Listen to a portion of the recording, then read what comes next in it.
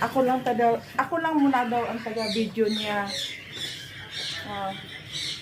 Mamaya ako naman ang taga-kain siya. Hindi, oy, joke lang yun, oy. Tutulong talaga ako sa kanya mamaya.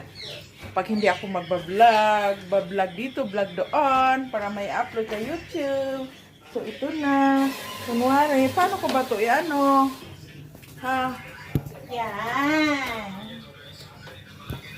Sorry, so ano pang kulang? Ano pa po ang kulang? Gusto nyo ba ng isda? Mamaya i-deliver ko.